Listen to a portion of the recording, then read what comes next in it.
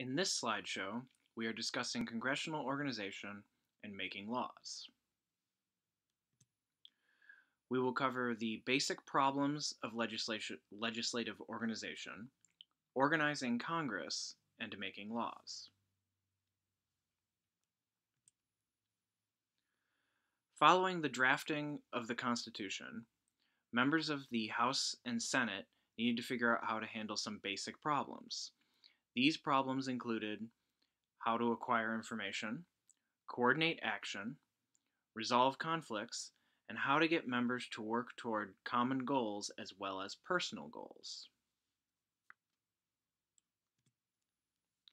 Members of Congress need to have information. Members have to have enough information to understand a policy problem they are going to try to solve. Members vote on many issues and are not experts in all areas.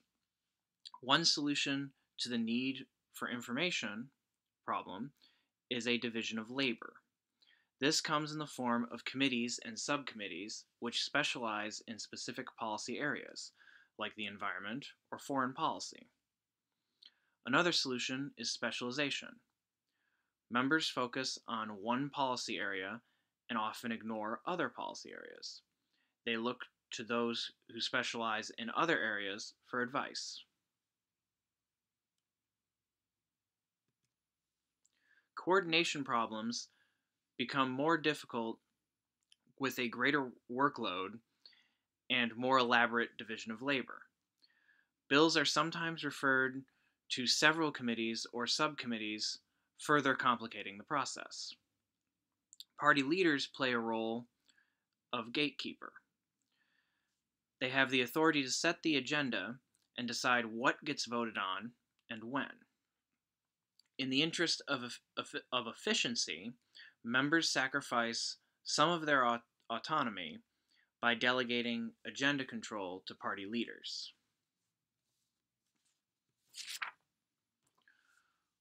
Rules in the legislature help resolve conflicts. Legislation has to be agreed upon by majorities in both houses to be passed. In order to come to agreements, people who are pursuing conflicting ends need to take common course of action. In other words, they have to reach a compromise in order to accomplish policy goals.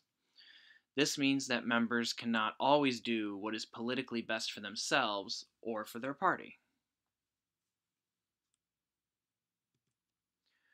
Members of Congress run for office under party labels and therefore have a stake in the party's reputation. Although they all have personal interests, including winning election and gaining influence and respect in Washington, they have to keep in mind that what they do for their personal career may hurt their party reputation. The committee system helps solve collective action problems in Congress by giving members the incentive to work toward a common goal, while also allowing them to become specialized and have influence in a specific policy area. Time, effort, and resources go into negotiating agreements. One way to cut transaction costs is seniority rule, which allocates first choice for committee chairs, offices, and committee assignments to majority party members who have served the longest. This reduces the time spent competing for valued positions. This practice isn't common in today's Congress. There are 2 one-year sessions in between each election cycle. Bills that are in the pipeline but not enacted by the end of one session must be reintroduced and the process starts over again.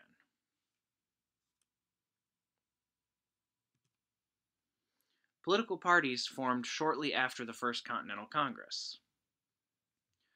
Though not officially parties, it became clear that members were divided between those who favored national economic development, the Federalists, and those who were opposed to the expansion of federal activity, Madison and Jefferson's Republicans.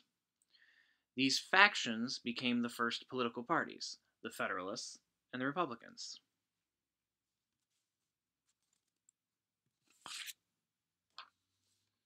The House created the Speaker position, and the role of the Speaker has evolved over time.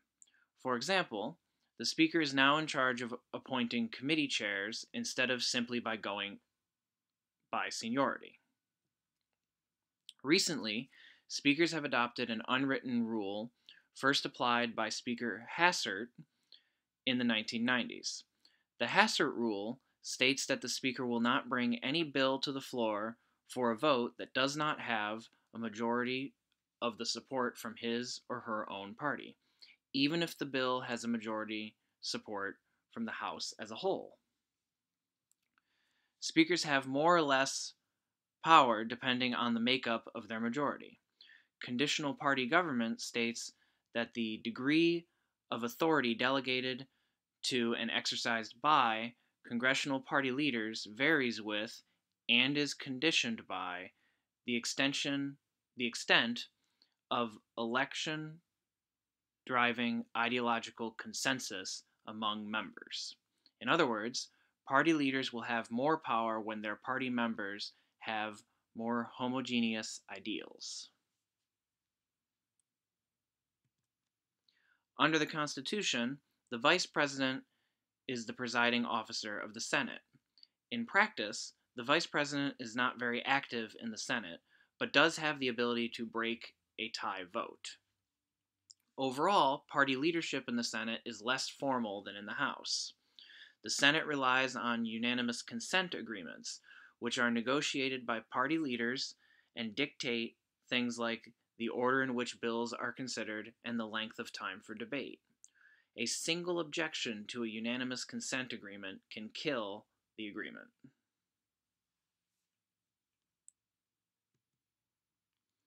The number of committees have grown over time as the workload of Congress has grown.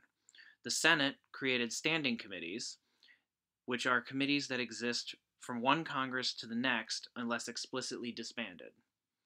Committee membership on standing committees is generally stable. Once appointed, a member can expect to keep the seat unless his or her party suffers a large electoral loss. Committee partisanship reflects the partisanship in the House and the Senate. Many committees split up their work even further into subcommittees. Special committees and select committees are committees formed to deal with specific problems. They eventually are disbanded. The supercommittee created to deal with the debt crisis, and the committee formed to investigate the Clinton emails or Benghazi are examples of these types of committees.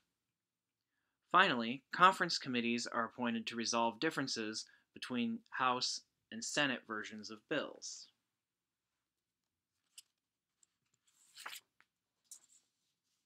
As the role of the national government has expanded, one of the ways Congress has responded is by increasing staff. The figure shows increases in House and Senate committee and personal staff.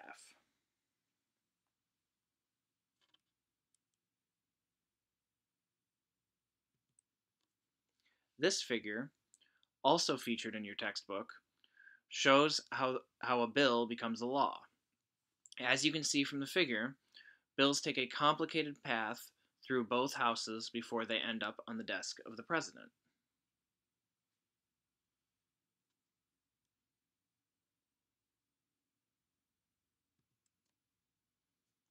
In practice, many proposals originate outside of Congress.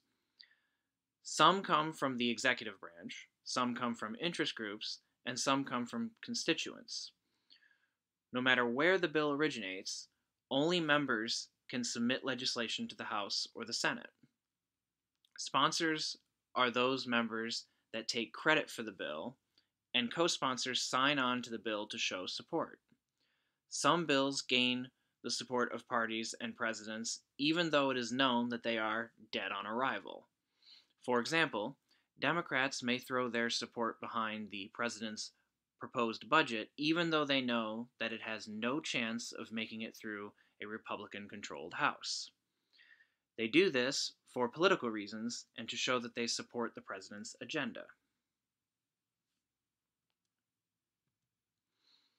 Bills that are introduced are assigned to the appropriate committees in the House and the Senate. Sometimes they are assigned to more than one committee. Most bills are assigned that are assigned to committee die in committee because there are too many bills to deal with and party leaders have to decide what to prioritize.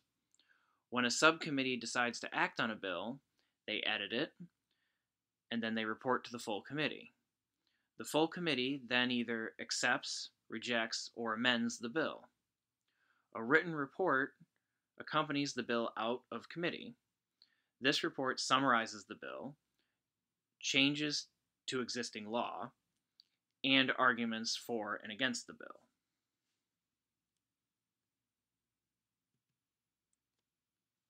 After a bill comes out of committee, the House and the Senate schedule debates. These may be open rule, which allow amendments, restricted rule, which allow some amendments, or closed rule, which allow no amendments. Individuals in the Senate can filibuster, meaning they can talk a bill to death. They can hold up the vote on the bill by speaking on the floor for a long period of time. In the Senate, it takes a 3/5 majority, or 60 votes, to invoke cloture, which stops a filibuster and forces a vote. This is why 60 votes is often necessary to get a bill through the Senate. Amendments in the House have to be germane, but not in the Senate. Riders, which are extraneous proposals, are not allowed in the House. At the end of debate, a roll call vote is taken.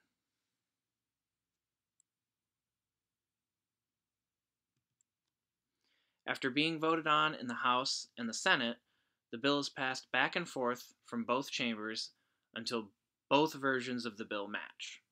Sometimes the bill is given to a conference committee to reconcile the differences.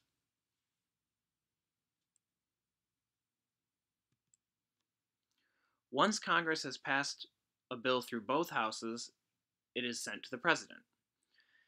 He or she then has a few options: sign it into law, ignore it, in which case it will become law in 10 days, pocket veto it, which is ignoring it and it's vetoed if Congress adjourns before the 10 days are up, or veto it.